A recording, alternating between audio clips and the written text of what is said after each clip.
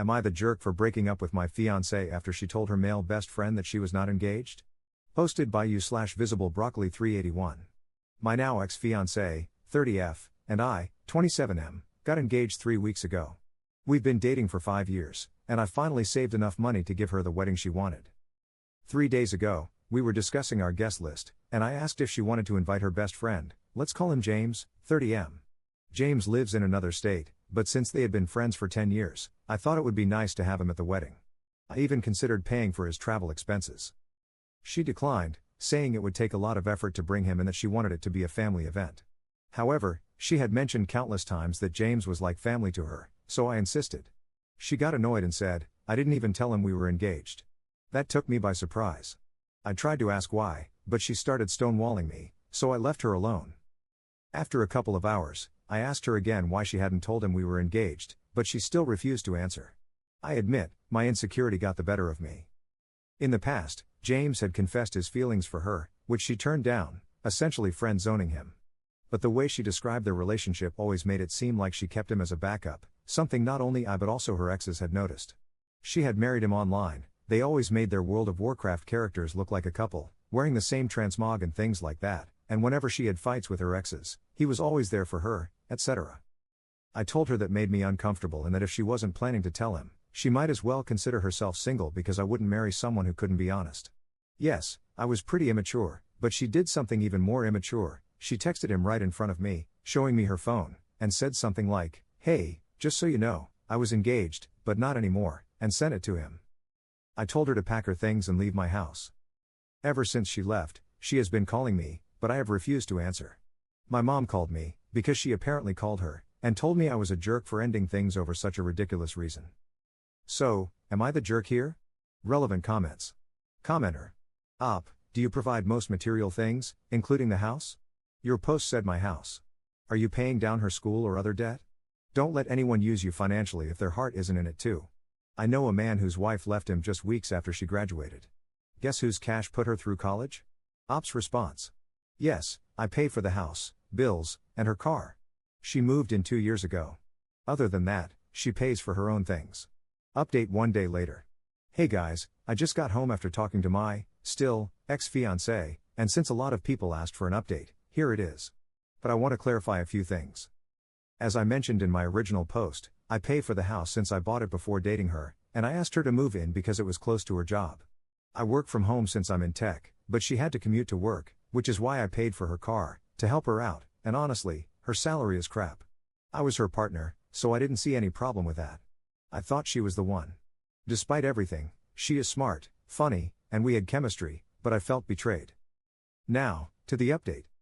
We met at a coffee shop under the premise that we would discuss how to save our relationship, or at least, that's what she thought.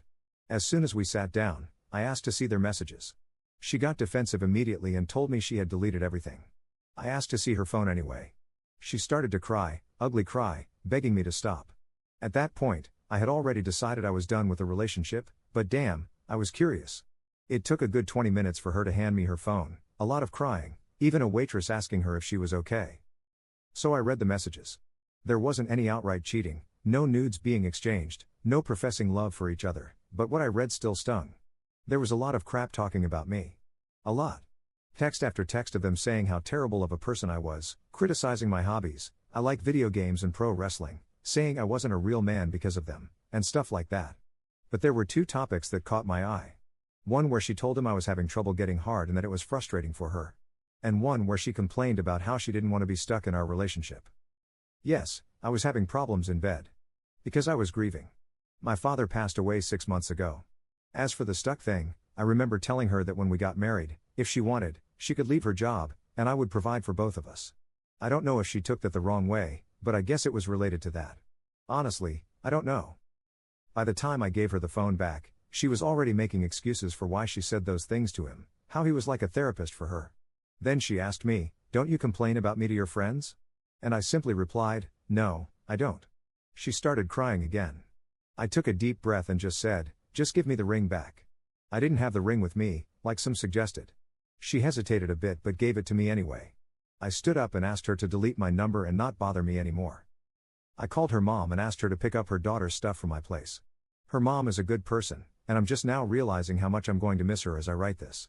She understood why I decided to end it, but she didn't ask much, and to be honest, I'm glad she didn't. As for my own mom, I didn't call her, I just blocked her for reasons unrelated to this post. I just realized she never had my back in anything. I was always trying to save an already failed mother-son relationship. Before I go, I just want to clarify, I was never against her having male friends or any type of friends. People are going to cheat if they want to, friends or no friends. I remember my dad telling me something when I was a teenager. He always said, opportunity makes the thief, but I don't agree with that. Anyway, since I have the next 2 weeks off work, I'm going to figure out what to do with the wedding money, drink some booze, play games, and watch Monday Night Raw later. Peace. Edit. A couple of people are asking about the car. It's a 2015 Nissan Versa, which she crashed twice, both times by rear-ending someone.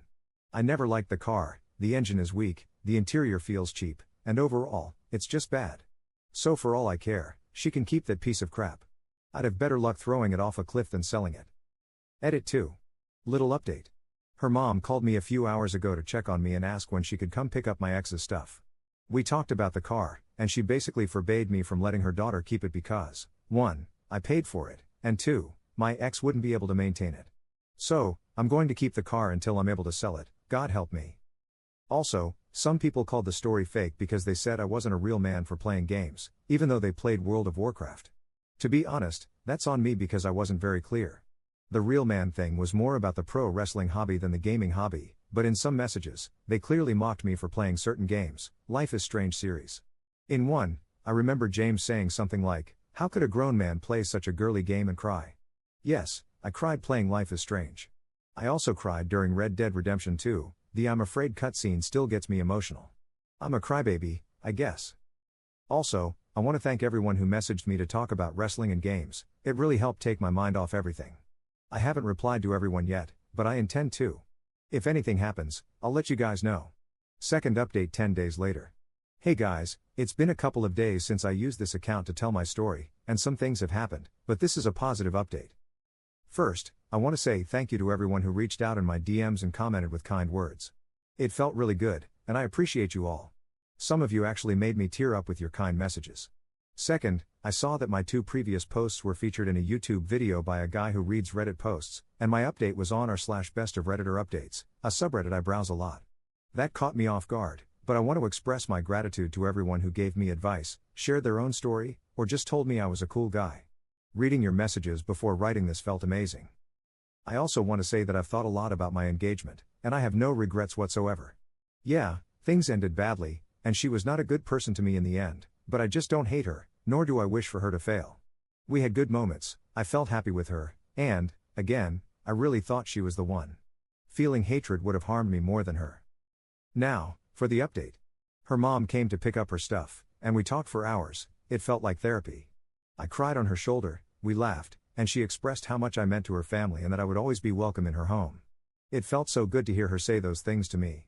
Before she left, she asked if I wanted to know how my ex was doing. I got curious and asked. Her words were, she's trying to act stoic, but I know my daughter, she's not taking this well. I left it at that. She gave me a hug and left. As for the car, I'm going to donate it and get a tax write-off. But what I'm really excited about is that I'm going to the Royal Rumble. I've never even watched Raw or SmackDown live, but now that I have the extra cash, I'm going to treat myself. Again, thank you all for reaching out. And sorry to the people who love drama, this update doesn't have an unwanted pregnancy, a fight, chaos, or a plot twist. The truth is, my life is just really, really boring. Third update 1 month 2 weeks later. Hello, guys. Most of you might not remember me because my original post was 2 months ago, but something happened that I thought was worthy of an update. Since the breakup, I've tried to stay as busy as possible, going to work, hitting the gym, playing on my new Switch. On weekends, I started modding and repairing old consoles, a hobby that turned out to be quite expensive, not gonna lie. I even modded my own Switch, sorry, Nintendo. And I was managing to get through the days without feeling sad. Well, yesterday, my ex-mother-in-law called me to catch up. She has been calling me every week or so and invited me to spend Christmas at her house with her family. I immediately refused because, even though I don't hate my ex, there are other people I would rather spend the holidays with. But then she said something that made me feel a bit sad. She mentioned that my ex wouldn't be there since she was spending Christmas with James, as they are now kinda dating, her words.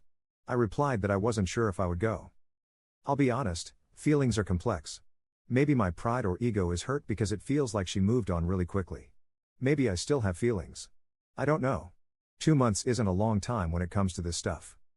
My ex-mother-in-law noticed my tone changed and said, "Look, sweetie, it's up to you. If you want to come, you're more than welcome." I thanked her, we said our goodbyes, and we hung up. I know how Reddit usually responds to these things, so I want to give my perspective now. My ex-mother-in-law had no intention of making me sad. She's a really honest person, and I truly believe she was just letting me know that it was okay for me to come since my ex wouldn't be there. So yeah, I'm feeling kinda crappy right now, but it will pass. Maybe I'll even change my mind and spend Christmas with them. My ex-mother-in-law's food is some of the best I've ever had, and I wouldn't mind a free plate, lol. Also, I want to apologize to the people who sent DMs about buying the car. By the time I saw your messages, I had already donated it. That's it. Happy holidays to everyone. Relevant comments. Commenter. I'm actually really glad you updated. Honestly, I understand not wanting to go. The mother-in-law sounds like she's being very kind, however, I'd still be cautious. She clearly really likes you, and I'm pretty sure her daughter and new boyfriend could have a problem with her inviting her ex over for Christmas, and possibly future events. While you owe them absolutely nothing, there could be more drama down the line if you do go. I've read too many awful mother-in-law stories on this site that include inviting their child's ex over for the holidays, so perhaps this is coloring my view somewhat. Do you have friends to spend the day with or any family? Wishing you the loveliest holiday season with people you feel loved by and belong with this year. Ops response. I was navigating this train of thought, and I'm almost certain I won't go. I don't want to be like those exes described in the posts you mentioned. And to answer your question, I have friends, but I'm not comfortable spending the holidays with them since they will be with their families. I would feel like an outsider, haha. I cut my mom off, she was really controlling and toxic, a narcissist. My dad died, as I previously mentioned, and I've never been close to my extended family since they live in Brazil, my dad's home country. Op adds an edit to his post. Hey everyone, I read your comments, and people were really divided about me spending Christmas with my ex-mother-in-law. Some said I should move on and decline the invitation, as that would make my healing process better and faster. Others suggested I go to piss off my ex and stay close to those who care about me. A lot of you made great points on both sides. Well, I texted my ex-mother-in-law this morning and told her I wouldn't be spending Christmas with her and her family. The idea of healing resonated with me much more than the idea of pissing off my ex. If I were petty, it would actually show her that I still care in some way, and I don't want her to get that idea. The opposite of love isn't hate but indifference. Honestly, my ex-mother-in-law would be the only person I'd feel comfortable interacting with, since I don't know her family well, they live in another state. Also, I've been thinking about my extended family in Brazil, and I'm wondering if I should plan a trip to visit them a year from now. That would give me time to save more money and travel without financial worries. I have my aunt, my dad's sister, on Facebook, so I'm going to contact her to see if I can meet them, get to know them better, and see how things go. Thanks, everyone. Fourth update 1 month 1 week later. Mid-December, the company I-27M work for decided that whoever was working remotely should go to the office in person at least 3 times a week. At work, there's this girl, Jackie, 22F, who started in November. I only knew her from Slack, but since the decision, she and I have become good acquaintances. We had a secret Santa, and I ended up getting her. It wasn't hard to think of a gift. I know she's a Swiftie, so I got her 1989 Taylor's version on vinyl. She was super happy. But then she started to get a little too friendly. It started with her setting her lunch break to the same time as mine to hang out. She usually had her lunch 30 minutes before me. Then she asked her manager to let her come in on Monday, Wednesday, and Friday, the same days I work in person. She invited me to dinner, saying other people would be there, but surprisingly, they all canceled at the last moment. This happened twice, by the way. Whenever she talks to me, she touches either my arm or grabs my hand. She laughs at all of my jokes, even the bad ones, which are all of them, and she started watching wrestling, knowing I'm a big fan. Seeing her behavior, people started spreading a rumor that we were secretly dating, which made her giggle when she found out. HR even called us in to say that if we were really in a relationship, we had to disclose it due to a conflict of interest. She said, "We are just really good friends." Am I reading too much into this? She said we're just really good friends, but I've only known her for a month, and her behavior is kinda flirty sometimes. I'm really lost. She's a really nice person. Help. Edit. I read your comments, and I will ask her if she's having feelings for me. Since I work from home tomorrow, I will try to think of ways to navigate this situation, and I will ask her to meet me at a restaurant on Wednesday after work. Edit 2. I don't know if anyone is going to read this, but she texted me and invited me to her place today at 7 p.m. to watch a reality show called Singles Inferno. She told me to bring wine. I accepted. Oh boy, I'm freaking nervous. Edit 3. I went to her place, and the first thing she said was that she loved the cologne I was wearing. She had ordered pizza, and we watched the show. The show sucks big time, but making jokes with her about it while being a bit wine drunk was really great. Out of the blue, she seemed kind of nervous, paused, and said she had something to say. Basically, I didn't have to say anything because she confessed that she was having feelings for me but was nervous to say anything because apparently, I was hard to read. I didn't know what to say. I kept looking at her, and she kept looking at me, and it was the most awkward silence I had ever experienced. But then she leaned in and kissed me. It felt good, really good. I haven't felt my heart race like that in a very long time. I spent the night at her place, and yeah, we got intimate, I'll leave it at that. Then we talked to each other until 5 a.m., and I got some answers from her. The first time she invited me to dinner, she actually invited other people, and they really did cancel at the last moment. She wanted me there because it was less scary to approach me in a group setting. The second time, she really planned to have just me at dinner with her. For her, it was frustrating that I wasn't noticing all the signs she was giving, but at the same time, she thought it was cute. Inviting me to watch the show and drink wine was her Hail Mary attempt to make me realize that she liked me. She told me that we didn't need to rush things because I told her that I liked her but was afraid of carrying the baggage of my previous relationship into this. She said I could take my time to process my feelings. But the fact is, I like her, I really, really like her, and I think a relationship is something I want to pursue with her.